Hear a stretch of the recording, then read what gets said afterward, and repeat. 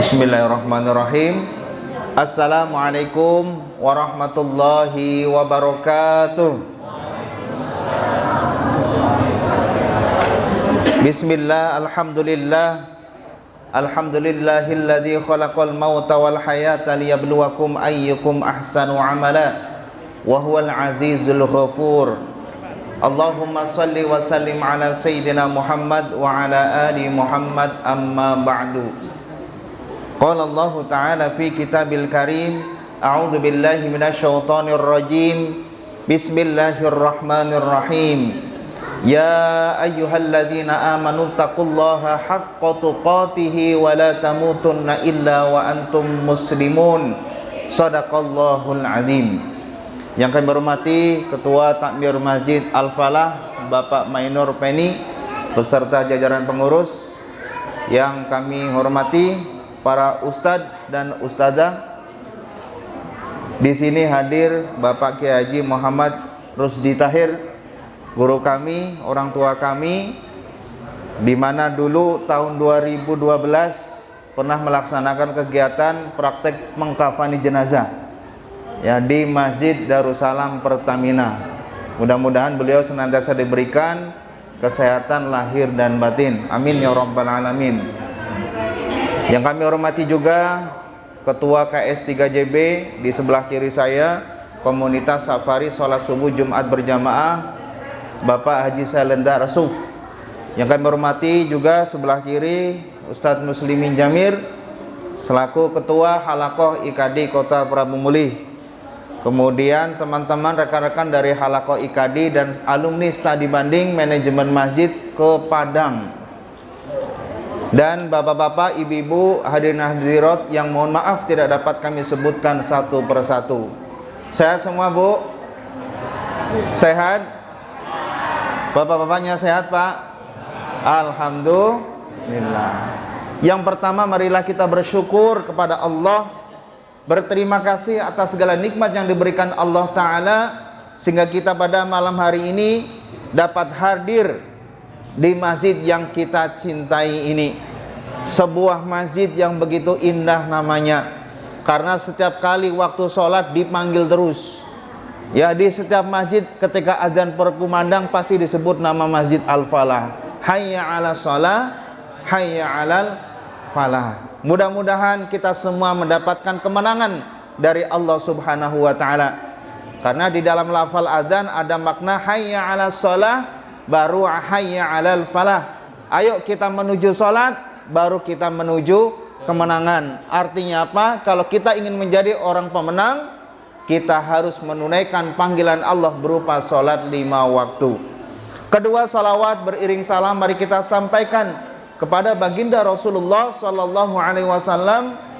Mudah-mudahan salawat yang kita baca di dalam sholat, tahiyat awal, tahiyat akhir, maupun di luar waktu sholat semakin menambah kecintaan kita, kerinduan kita kepada baginda Rasulullah, hingga saatnya nanti di surga dapat duduk bersama di surganya nanti. Amin ya rabbal alamin. Bapak Ibu yang dimuliakan Allah, mohon izin, judul malam hari ini mungkin terlihat seram ya, tentang azab kubur. Saya mau tanya dulu bapak-bapak, ibu-ibu, siapa yang sudah bersiap masuk alam kubur? Terdiam semua. Belum ya? Saya juga belum siap, Pak. Tapi bukan berarti saya di sini yang paling berpengalaman, karena saya yakin semua yang hadir di sini belum pernah memasuki alam kubur. Kita baru tahu dari ceramah di YouTube, baca di buku, dengar dari para ustadz dan lain sebagainya. Bapak Ibu, berbicara tentang azab kubur atau alam kubur, ini alam yang akan dilalui oleh setiap manusia ya. Akan dilalui oleh setiap manusia, tidak pandang bulu, mau yang tua mau yang muda. Bahkan orang masih di dalam perut sekalipun, di alam kandungan juga masuk alam kubur. Begitu juga bayi yang baru lahir seminggu juga masuk alam kubur. Termasuk begitu juga saudara-saudara kita yang sudah mendahului Allah, yang sudah mendahului kita semua, ini sekarang sudah memasuk alam barzah. Maka dari itu ini menjadi renungan bagi kita, sahabat-sahabat kita, para ulama kita, guru-guru kita sudah dipanggil oleh Allah Subhanahu wa taala. Beberapa hari yang lalu kita dikejutkan oleh salah seorang ulama besar yang sudah dipanggil Allah. Beliau adalah salah satu ulama terbesar yang hafal Al-Quran. Beliau adalah Syekh Ali Jaber. Sudah pernah ketemu Bapak Ibu? Ketemu di mana? Di TV. Sudah pernah ke Prabu Mulih? Sudah ke Masjid Darussalam. Tahun 2014 di Masjid Darussalam, kemudian ke Islahul Ummah juga sudah pernah. Alhamdulillah kami berjumpa, minta doa, cium tangan dan sebagainya. Ya, ternyata sekarang sudah dipanggil oleh Allah Subhanahu wa taala. Sahabat, Bapak Ibu, meskipun ada beberapa kita semua kehilangan, membuat status di media sosial, turut berduka cita atas wafatnya Syekh Ali Jaber, kemudian memutar atau menyebarkan kembali video-video Syekh Ali Jaber semasa masih hidup. Kadang kita merasa sedih, ya, sebagai kaum muslimin. Tetapi kalau direnungkan lagi Bapak Ibu, barangkali kesedihan itu jangan berlarut-larut. Ulama yang sudah meninggalkan kita semua, salah satunya Syekh Ali Jaber, insya Allah dengan izin Allah, dengan amal solehnya, dengan amal sedekahnya, beliau bahagia di alam kubur. Karena apa? Meskipun jasad sudah di alam kubur, tetapi beliau selalu mendapatkan aliran pahala seperti halnya ketika masih hidup. Justru yang perlu dirisaukan dan dipertanyakan kepada diri kita sendiri adalah kita yang saat ini masih hidup, ya, yang di saat ketika kita nanti meninggal belum tentu mendapatkan amal jariyah. Maka dari itu disinilah kita pentingnya mencari amal bekal, amal soleh untuk kita dibawa alam kubur nanti. Bapak Ibu yang dimuliakan Allah, ada sebuah kisah dikisahkan oleh seorang salah sahabat Rasulullah Sallallahu Alaihi Wasallam. Jadi ada salah seorang sahabat ini duduk bersama Rasulullah ketika mengantarkan salah seorang sahabat yang meninggal dunia. Ya, sahabat tersebut adalah salah seorang sahabat dari kalangan Ansor. Kemudian Rasulullah sambil ngobrol santai, serius tapi santai, kemudian Rasulullah berbicara, memberikan nasihat kepada para sahabat. Apa nasihatnya Rasulullah? A'udzubillahi min adzabil qabr. Berlindunglah kepada Allah dari azab kubur. Ini pesan Rasulullah kepada para sahabat setelah mengantarkan jenazah salah seorang sahabat Ansor. Kemudian Rasulullah mengulang lagi, berlindunglah kalian dari azab kubur. Rasulullah mengulang kembali, berlindunglah kalian dari azab kubur. Kemudian Rasulullah Shallallahu Alaihi Wasallam memberikan nasihat kepada para sahabat, jika seorang Muslim atau manusia yang tidak mengimani ajaran agama Islam dipanggil oleh Allah Subhanahu Wa Taala, maka datang, ya, malaikat pencabut nyawa yang disebut dengan malaikat Israil. Ya, malaikat Israil ini mencabut nyawa setiap manusia. Kemudian setelah ruhnya keluar, malaikat membawa ruhnya ke langit 1, 2, 3 sampai ke 7. Kemudian ketika ruhnya dibawa oleh para malaikat, langit 1, 2, 3 sampai 7, kemudian para malaikat saling bertanya-tanya. Malaikat yang membawa ruh seorang hamba tadi naik ke atas langit, ketemu dengan malaikat yang lain. Ditanya, ini ruh siapa? Ini ruh siapa? Nah, ini malaikat yang bertanya. Kemudian malaikat yang membawa ruh tadi mengatakan, ini ruh fulan bin fulan, ruh fulan bin fulan, dengan membawa aroma semerbak mewangi. Wanginya tidak ada tandingannya minyak wangi yang ada di dunia. Kemudian malaikat yang membawa ruh tadi meminta langit untuk dibuka, maka dengan izin Allah langit tersebut pun dibuka. Kemudian ketika sampai langit ke-7 pun dibuka. Kemudian Allah Subhanahu wa taala berfirman di dalam surat Al-Mutaffifin ayat 19 sampai 21. Di situ Allah Subhanahu wa taala berfirman, "Kalla inna kitabal abrari lafi 'illiyyin wa ma adraka ma 'illiyun kitabum marqum yashhaduhul muqarrabun." Silakan Bapak Ibu boleh dibuka lagi nanti surat Al-Mutaffifin. Apa kata Allah Subhanahu wa taala? Tuliskan catatan hambaku ini di dalam illiyin. Wa ma adraka ma illiyun, apa itu illiyun? Kemudian Allah sendiri menjawab, yaitu kitab yang tertulis yang disaksikan oleh malaikat-malaikat yang didekatkan kepada Allah Subhanahu wa taala. Maka dengan izin Allah Subhanahu wa taala, ruh tadi dikembalikan lagi ke bumi. Dikembalikan lagi ke bumi, terus kemudian bersatu dengan jasad. Ketika seorang pengantar jenazah tadi sudah keluar meninggalkan jenazah tadi yang sudah dikubur, maka datanglah dua malaikat Mungkar dan Nakir. Dia akan bertanya, "Man rabbuka?" Siapa Tuhanmu? "Man nabiyuka?" Siapa nabimu? "Man imamuka?" Siapa imam kamu? Kalau kita di dunia ini, saya yakin kalau di sini ditanya, "Man rabbuka?" Siapa Tuhanmu? Kita akan jawab bagaimana, Pak? Tuhanku adalah Allah. "Man nabiyuka?" Siapa nabimu? Nabi kalian adalah Nabi Muhammad sallallahu. Tetapi kalau di alam kubur nanti belum tentu kita bisa menjawab, Bapak Ibu. Yang bertanya bukan malaikat, yang bertanya bukan manusia, yang bertanya adalah malaikat. Wajahnya seram. Kita belum pernah ketemu dengan malaikat Mungkar dan Nakir. Dikisahkan malaikat mendatangi seorang muslim tadi seperti kilat,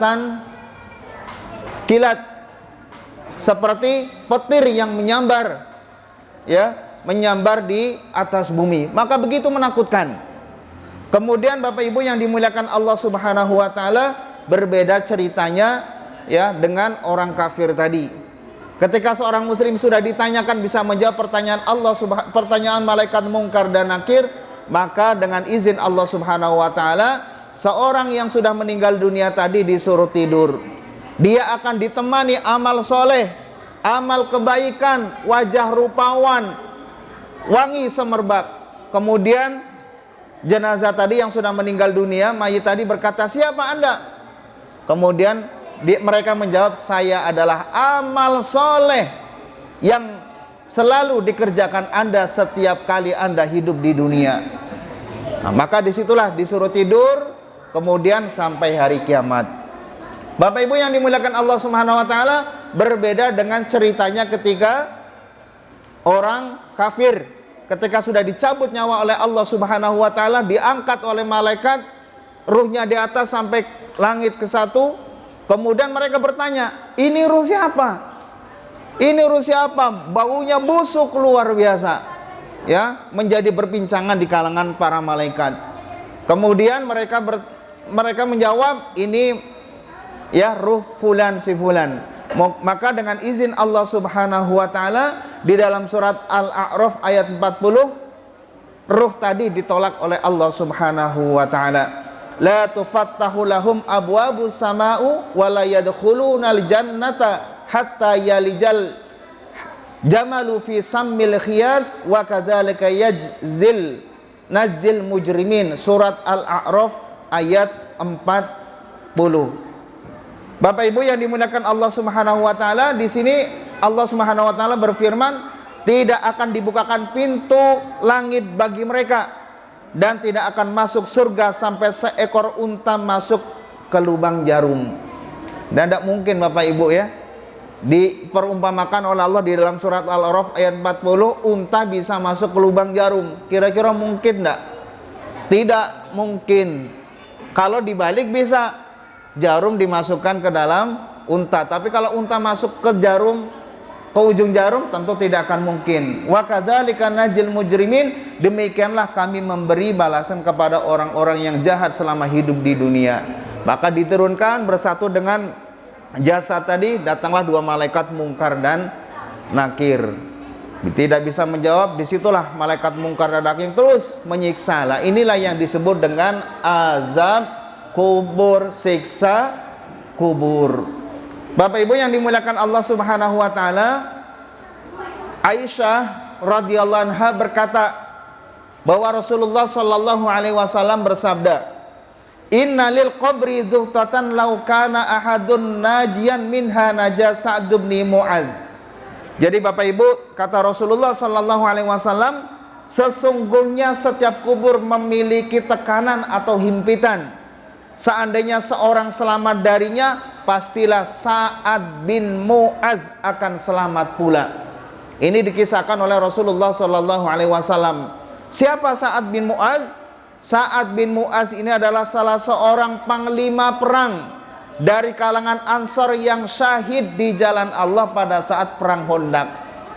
Bayangkan Bapak Ibu, orang syahid di jalan Allah pada saat perang Khandaq, jaminannya apa? Surga. Jaminannya surga.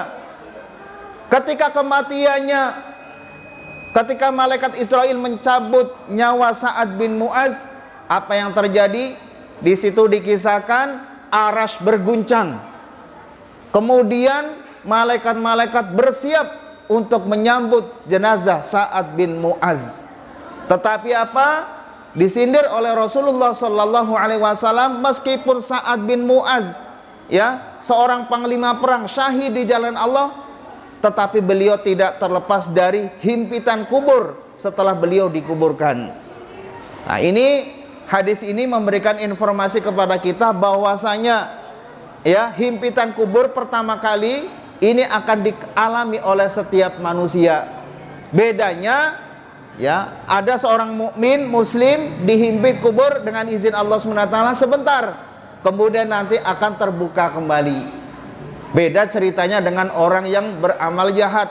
Himpitan kubur tersebut ya akan menimpa terus menerus. Nah, ini bayangkan Bapak Ibu, Sa'ad bin Mu'adz, seorang panglima perang syahid di jalan Allah pada saat perang Khandaq. Kesaksiannya sudah disaksikan oleh para malaikat. Terus kemudian kematiannya juga mengguncang aras, masih dihimpit kubur dengan izin Allah SWT, kemudian terbuka kembali. Nah, kita Bapak Ibu yang masih diberikan nikmat kesehatan, marilah kita beramal soleh, mudah-mudahan kita dihindarkan dari azab kubur. Bagaimana caranya agar kita terhindar dari azab kubur? Ada beberapa ikhtiar yang dapat kita lakukan agar kita terhindar dari azab kubur. Meskipun ada yang mengatakan telah berpulang ke rahmatullah, telah berpulang ke tempat peristirahatan yang terakhir. Kalau kita lihat di TV, sebenarnya bukan peristirahatan yang terakhir, itu hanya transit sebentar menunggu hari kiamat. Nah, disitulah ya, transit menunggu hari kiamat. Ada yang mendapatkan azab, ada juga yang mendapatkan nikmat di alam kubur. Maunya kita mendapatkan nikmat, sebab azab atau nikmat kubur itulah menjadi peluang nanti akan menentukan masuk surga ataukah masuk neraka. Cuman sayang Bapak Ibu, tidak ada yang bisa menceritakan saksi hidup sudah dikuburkan terus kemudian dia hidup lagi, kemudian bercerita kepada pengurus masjid Al-Falah, saya sudah dikubur. Oh, mengerikan ini. Tidak. Nah, ini menjadi pelajaran kepada kita bahwasanya kematian itu rahasia Allah, alam barzah itu juga alam ghaib. Ini menjadi wilayah keyakinan kita kepada Allah Subhanahu wa taala. Saya bawa fotokopian, minta tolong Ustadz Rahmat dibagi.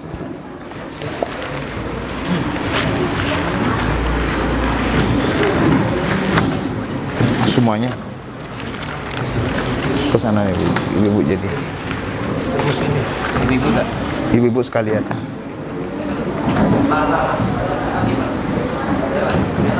Silakan Bapak-bapak sambil dibagi fotokopiannya sambil minum. Jadi Bapak Ibu, sesuai judul kita persingkat. Jadi di buku, di kertas ini ya, di kertas ini saya berikan judul ikhtiar agar terhindar dari siksa kubur. Kita sebagai manusia mumpung masih diberikan nikmat kesehatan Bapak Ibu, masih diberikan umur sampai detik ini, marilah kita manfaatkan segala waktu yang diberikan Allah 1 kali 24 jam untuk berikhtiar agar kita terhindar dari azab kubur. Apa yang dapat kita lakukan? Yang pertama, kita rajin membaca Al-Quranul Karim, terkhusus surat Al-Mulk atau surat Tabarok sebelum tidur. Kata Rasulullah sallallahu alaihi wasallam, an Abi Hurairah anin Nabi sallallahu alaihi wasallam, inna suratan minal Qur'ani 30 ayatan syafa'at li rajulin hatta ghufira lahu wa hiya suratun tabarakalladzi biyadihil mulk. Dari Abu Hurairah, dari Nabi sallallahu alaihi wasallam, beliau bersabda, ada suatu surat dari Al-Quran yang terdiri dari 30 ayat dan dapat memberikan syafaat atau penolong bagi pembacanya sampai dia diampuni, yaitu tabarakalladzi biyadihil mulku sampai selesai. Hadis riwayat Tirmizi. Hadis ini disampaikan Rasulullah 1400 tahun yang lalu. Ini dialami langsung oleh Syekh Ali Jabir. Beliau hafal Al-Quran, Bapak Ibu. Umur 10 tahun sudah hafal Al-Quran. Ada enggak anak-anak di sini yang 10 tahun sudah hafal Al-Quran? Belum ada rasanya. Kalaupun ada di Indonesia tidak banyak. Umur 13 tahun Syekh Ali Jabir ini sudah menjadi imam salah satu masjid di kota Madinah. Ya, beliau tahun 2008 masuk ke Indonesia dan fasih bisa berbicara bahasa Indonesia. Suatu saat beliau bermimpi, tertidur, bermimpi. Kalau ini yang bermimpi ulama, bukan ubaru sama saya. Ada ulama, ada ubaru. Ini ulama. Syekh Ali Jabir penghafal Al-Quran pada usia 10 tahun. Ketika suatu saat beliau tidur, kemudian di dalam mimpinya beliau bermimpi sedang berada di alam kubur. Di alam kubur beliau bermimpi begitu gelap. Wajar begitu gelap. Kalau orang sudah dikubur, tidak ada cahaya, tidak ada lampu, tidak ada sahabat, tidak ada kawan yang biasa kita ngobrol selama hidup di dunia. Maka Syekh Ali Jabir di dalam mimpinya dia ketakutan. Gelap, dingin, tidak ada cahaya, gelap sama sekali. Ya, kalau tidak percaya bapak-bapak, ibu-ibu, kalau ingin merasakan gelap, tutup mata, kemudian kita berangan-angan, kita sekarang sedang berada di alam kubur. Didatangi malaikat mungkar dan nakir, kita kan pasti akan merasa ketakutan. Ketika Syekh Ali Jabir dalam mimpinya ketika berada di alam kubur, dia merasa ketakutan. Kemudian datanglah sebuah cahaya. Syekh Ali Jabir bertanya, siapa anda? Siapa anda datang ke sini membawa cahaya? Dengan izin Allah, cahaya tadi berkata, saya adalah surat Al-Mulk, surat yang dibaca setiap kali manusia menjelang tidur.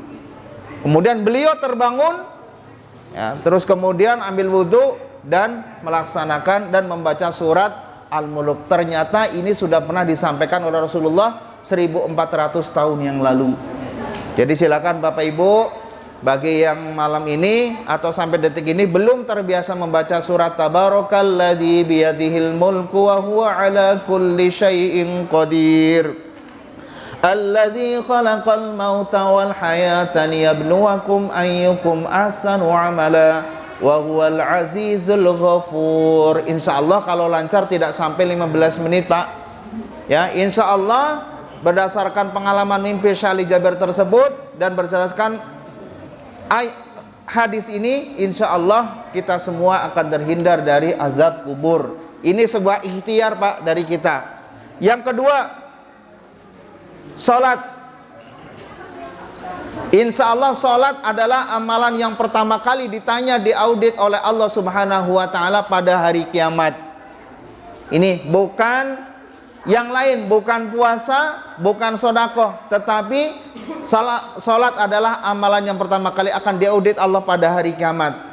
Ini bukan hadis yang ini yang saya ya, kalau yang saya sampaikan tadi hadis. Salah seorang imam tabi'in yang faqih bernama Aun bin Abdillah pernah berkata, jadi seorang ulama besar dari kalangan tabi'in bernama Aun bin Abdillah berkata, seorang hamba jika masuk ke kubur, akan ditanya tentang sholatnya. Itu adalah yang pertama kali ditanyakan padanya. Jika sholatnya cukup, akan diperhitungkan amal lainnya. Jika tidak cukup, maka amalan lainnya tidak akan diperhitungkan.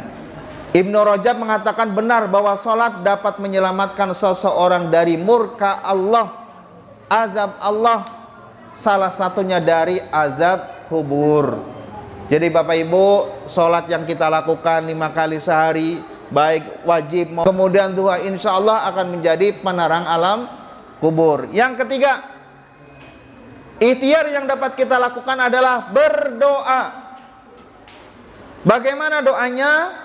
Dari Rasulullah Sallallahu Alaihi Wasallam, jika salah seorang di antara kalian selesai tasyahud akhir, sebelum salam, ya, kita membaca tahiyat akhir. Kemudian kata Rasulullah, mintalah pertolongan. Falyata'awwad billahi min arba'in min azabi jahannam. Mintalah perlindungan kepada Allah dari 4 hal. Yang pertama dari neraka jahanam, yang kedua siksa kubur, yang ketiga penyimpangan ketika hidup dan mati, dan yang keempat kejelekan kejahatan Masih Ad-Dajjal. Kalau redaksinya begini, sebelum tahiyat, sebelum salam, kita membaca tahiyat akhir, innaka hamidum majid. Baru kita membaca doa. Doanya apa Bapak Ibu?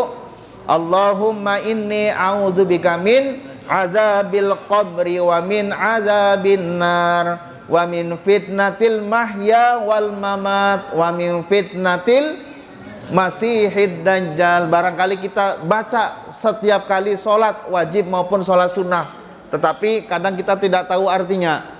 Nah, artinya apa? Ya Allah, sesungguhnya Aku berlindung kepadamu dari siksa kubur dan siksa api neraka. Ya, ini informasi dari Rasulullah SAW. Kita disuruh berlindung dari azab kubur karena memang mengerikan sekali Bapak Ibu. Dari siksa kubur dan siksa api neraka, dan fitnah yang hidup dan fitnah mereka yang mati, serta fitnah kejahatan Masih dan Dajjal. Bapak Ibu yang dimuliakan Allah Subhanahu wa taala, ini juga dibaca oleh Rasulullah sallallahu alaihi wasallam. Karena Rasulullah memerintahkan, Rasulullah juga membaca. Maka bayangkan Bapak Ibu, Rasulullah sudah dijamin masuk surga, terlepas dari yang namanya dosa dan khilaf, tetapi beliau masih juga memohon pertolongan kepada Allah agar dihindarkan dari siksa kubur dan api neraka. Lalu bagaimana dengan kita? Bahkan Rasulullah SAW sholat tahajudnya itu luar biasa, sampai kakinya bengkak-bengkak. Ya, kita pernah enggak Bapak Ibu sholat itu kakinya bengkak-bengkak? Terus kemudian ditanya sama istrinya, wahai Rasulullah, Anda kan sudah dijamin masuk surga, kenapa masih sholat sampai saya lihat kaki Anda bengkak-bengkak? Rasulullah menjawab, afala akunu abdan syakuran, apakah aku tidak boleh menjadi hamba yang pandai bersyukur? Ini Rasulullah. Kemudian yang keempat, ribat. Ribat itu artinya adalah seseorang yang berjaga di perbatasan, menjaga keamanan negeri. Jadi para tentara-tentara Bapak Ibu yang ditugaskan di perbatasan, kita bisa merasakan nyaman ibadah di sini, bisa sholat 5 waktu, bisa tidur, bisa sedekah, bisa ngobrol dengan para sahabat, dengan kawan, dengan tetangga. Kenapa? Karena di perbatasan negeri kita aman. Di perbatasan negeri aman. Siapa yang menjaga? Tentara-tentara yang ditugaskan dari Indonesia. Nah, mereka yang bertugas di perbatasan ini oleh Rasulullah Sallallahu Alaihi Wasallam, ya, mereka insya Allah nanti dengan izin Allah, selama mereka beriman kepada Allah, akan dihindarkan dari azab kubur. Ribat, menjaga wilayah perbatasan sehari semalam, lebih baik daripada puasa sunnah dan sholat sunnah sebulan penuh.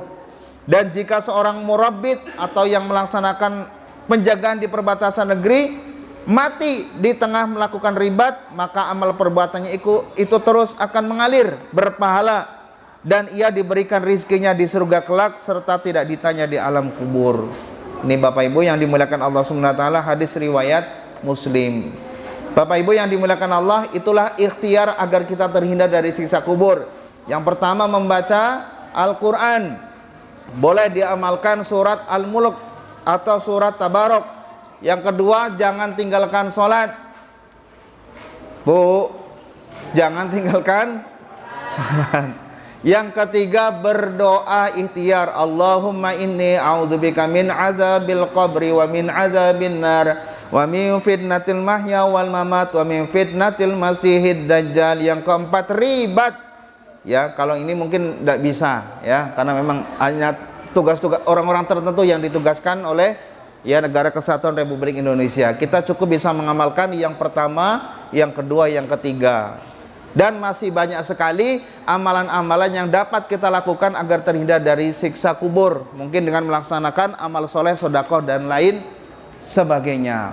Yang saya sampaikan tadi, kisah dari awal sampai akhir, ini buku karangan Dr. Aid Al-Qarni. Jadi bukan ngarang, mohon maaf ya. Jadi buku karangan Dr. Aid Al-Qarni.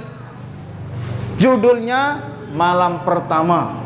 Wah, kalau orang biasanya kalau malam pertama bahagia, tetapi judulnya Malam Pertama di Alam Kubur.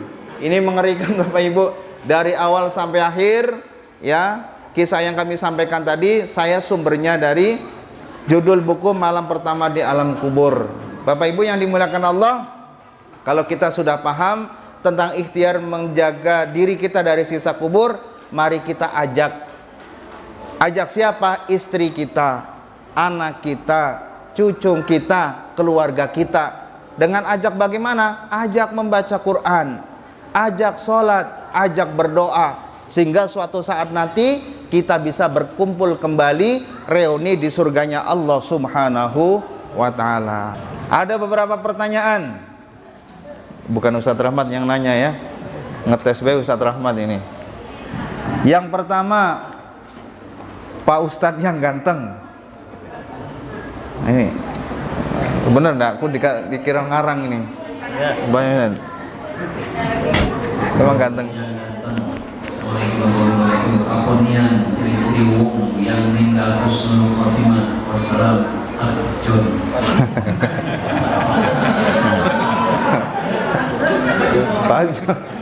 Pak Ustadz yang ganteng, lanang Pak, ganteng ya. Tapi kan gantengnya masih banyak kan Pak John. Kalau saya dikit gantengnya ya. Kalau Pak John 80%, saya 20%. Pak Ustadz, assalamualaikum warahmatullahi wabarakatuh. Apa nian ciri-ciri wong yang meninggal husnul khotimah? Husnul khotimah itu artinya Bapak Ibu, akhir yang baik. Salah satu cirinya bagaimana? Satu, man kana akhiru kalamihi la ilaha illallah dakhalat jannah.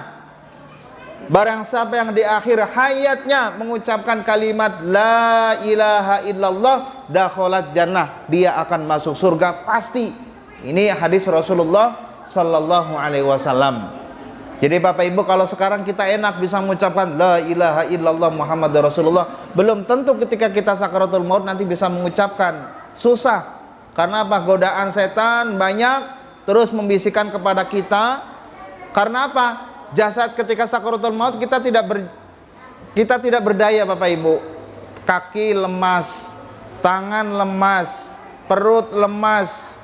Yang bisa bergerak ketika sakaratul maut hanya lidah. Lidah tidak bertulang bisa bergerak. La ilaha illallah. Kalau tidak bisa la ilaha illallah, yang paling pendek mengucapkan Allah, Allah, Allah. Nah, ini salah satu tandanya. Ya, jadi persiapkan, kita perbanyak berzikir, insya Allah. Semakin banyak kita berzikir semasa hidup, insya Allah nanti ketika sakaratul maut kita dimudahkan oleh Allah Subhanahu wa ta'ala mengucapkan kalimat la ilaha illallah Muhammadur Rasulullah. Kemudian yang kedua, ciri husnul khotimah, akhir yang baik adalah dia meninggal dalam kebaikan.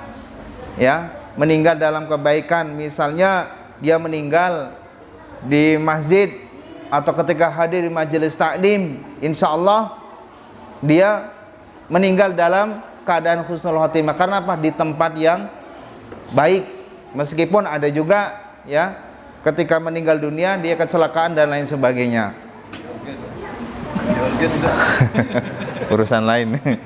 Nah, itu Pak John ya. Dan masih banyak ciri-ciri lain yang meninggal dalam keadaan husnul khotimah. Dan biasanya ketika orang meninggal itu diikuti berdasarkan aktivitas selama hidup. Ya, ada juga yang meninggal dunia dia sedang membaca Al-Qur'an. Ada juga yang meninggal dunia dia sedang pegang tasbih. Karena apa? Setiap harinya dia mengucapkan zikir kalimat la ilaha illallah Muhammadur Rasulullah. Kemudian berikutnya, Assalamualaikum warahmatullahi wabarakatuh. Amalan apa yang membuat hati ini menjadi tenang? Mohon penjelasannya Ustadz, terima kasih. Amalan yang membuat hati ini tenang, saya jawab langsung Bapak Ibu, sholat. Jadi ada di YouTube itu Ustadz Dasad Latif mewawancarai Haji Roma Irama. Bapak Ibu kenal Haji Roma Irama? Kenal? Sudah pernah ketemu? Belum, sama dengan saya. Mungkin kita tahu Pak Haji Roma Irama, tapi Haji Roma Irama tidak tahu kenal dengan kita. Jadi Ustadz Dasad Latif ini bertanya, Pak Haji Roma, apa amalan Anda? Anda itu karirnya bagus, cemerlang, suaranya mantap, main gitar luar biasa. Ya, sampai sekarang juga meskipun usia sudah tua tetapi suaranya masih bagus. Amalannya apa Bang Haji? Bang Haji sambil tersenyum menjawab, amalan saya tidak jauh-jauh. Amalan saya adalah sholat. Mungkin orang bangga, ya dia punya amalan ajian, bisa mengambil dari gunung ini, gunung itu dan lain sebagainya. Tetapi sholat ini luar biasa. Kenapa? Amalan ini diambil oleh Allah, oleh Rasulullah Sallallahu Alaihi Wasallam, oleh Rasulullah pada saat Isra Mi'raj, terbang dari Masjidil Haram ke Masjidil Aqsa, naik langit 1, 2, 3, 4, 7 sampai ke Sidratul Muntaha. Ini lebih jauh, oleh Rasulullah mengambil sampai ke Sidratul Muntaha, berjumpa dengan Allah, mendapatkan perintah sholat 5 waktu, kemudian turun kembali dan disampaikan kepada umat Nabi Muhammad. Jadi Bapak Ibu, kalau amalan yang paling tenang adalah sholat. Mungkin muncul pertanyaan kembali, aku sudah sholat Pak Ustadz tapi tidak tenang terus. Nah, jadi siapa yang masalah Pak? Sholatnya apa wongnya? Ya mungkin barangkali kita koreksi. Salat bagaimana, apa kita koreksi pakaian kita bagaimana. Jangan, mohon maaf, kalau sholat ya kita memang disunahkan ya menutup aurat. Boleh sholat Bapak Ibu pakai kaos oblong, pakai sarung, ya. Kalau sepanjang menutup aurat itu boleh. Tetapi ketika kita berjumpa dengan Allah diupayakan memakai pakaian yang bagus. Itu juga akan mendukung kekhusyuan kita. Kemudian yang biasa pakai sarung silakan pakai sarung, ya. Boleh tidak sholat tidak pakai sarung? Boleh. Pakai celana juga boleh, ya. Pakai peci silakan. Nah, jadi kemudian agar sholat kita tenang kembali, ya kita bisa mengerti, berusaha mencari makna apa bacaan yang kita baca dalam sholat. Inna sholati wa nusuki wa mahyaya wa mamati lillahi rabbil alamin. Sesungguhnya sholatku, ibadahku, hidup dan matiku karena Allah Subhanahu wa taala. Allah sebelum itu mengucap, ini namanya doa iftitah, ya. Nah, ini silakan dimaknai. Kalau kita sudah memaknai sholat, bersatu antara hati, pikiran dan gerakan, insya Allah sholat kita semakin khusyuk. Apalagi di dalam duduk di antara dua sujud. Allahumma firli Rabbi firli warhamni wajburni warfa'ni warzuqni wahdini wa'afini wa'fu'anni. Nah, itu ada 8 doa. Kalau kita hayati betul, insya Allah kita semakin khusyuk ketika kita sholat. Jangan seperti sholat pasang stempel, ya. Tahu kalau orangnya stempel top begitu sujud sudah Allah. Itu salah satu amalannya sholat. Kalau sholat belum tenang lagi, diperbaiki kualitas sholat. Kalau tidak tenang lagi, pokoknya laksanakan sholat. Insya Allah, inna sholata tanha 'anil fahsya'i wal munkar. Sholat akan mencegah perbuatan keji dan mungkar. Yang berikutnya, ikhtiar berikutnya agar hati kita menjadi tenang, hadiri majelis taklim Bapak Ibu, ya, agar kita mendapatkan ilmu. Sebab orang yang hadir di majelis taklim ini akan didampingi para malaikat. Bahkan di dalam satu hadis dikatakan, orang yang hadir di majelis taklim menuntut ilmu, malaikat akan membentangkan sayapnya Malaikat akan memohonkan ampun, bahkan air-air sampai ikan di lautan pun memohonkan ampun bagi orang yang hadir di majelis taklim, termasuk ikan lohan yang di rumah dan sebagainya. Menurut informasi hadis ini didoakan oleh para malaikat. Kemudian yang ketiga, berzikir. Zikir subhanallah walhamdulillah wala ilaha illallah akbar. Kemudian yang keempat bagaimana? Berkumpul dengan orang-orang soleh. Berkumpul dengan kawan-kawan yang bagus. Berkumpul dengan Pak Marid, berkumpul dengan para ulama, berkumpul dengan sahabat yang bagus, secara tidak langsung akan memberikan pengaruh kepada kita agar kita menjadi hati tenang. Itulah ya yang bertanya tadi sudah saya jawab. Assalamualaikum warahmatullahi wabarakatuh. Adakah ciri-ciri atau tanda khusus seseorang ketika menjelang sakaratul maut? Ketika menjelang sakaratul maut, apakah ada ciri-cirinya? Biasanya ada ciri-cirinya. Ada ciri-cirinya yang jelas, ada yang tidak jelas. Barangkali yang jelas kaki terasa dingin, sudah mulai kaku, kebiru-biruan. Biasanya kalau orang ada sakit, orang tua biasanya yang sedang sakit, disuruh makan tidak mau, tatapan matanya kosong. Nah, ini sebentar lagi akan dipanggil oleh Allah Subhanahu wa taala. Maka ketika keluarga menjumpai anggota keluarga yang sedang seperti itu, tolong jangan ditinggalkan.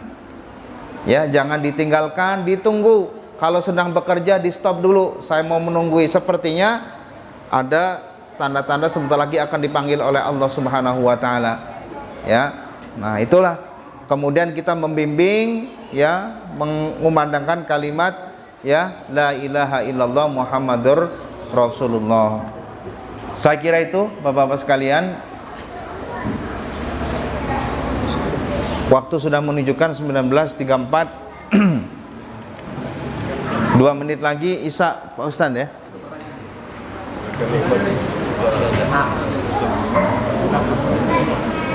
Baik, kalau tidak ada, alhamdulillah, berarti selesai tugas saya. Baik Bapak-bapak, Ibu-ibu yang dimuliakan Allah SWT, sekali lagi mohon maaf apabila ada kesalahan, kekurangan. Benar datangnya dari Allah, salah datangnya dari saya pribadi. Mudah-mudahan apa yang kami sampaikan bermanfaat dan kita semua dapat terhindar dari siksa kubur. Khusus yang fotokopian Pak, silakan ditempel di rumah, boleh difotokopi berbanyak agar kita kembali ya dikumpulkan di surga, terhindar dari azab kubur. Billahi fisabil haq. Wassalamualaikum warahmatullahi wabarakatuh.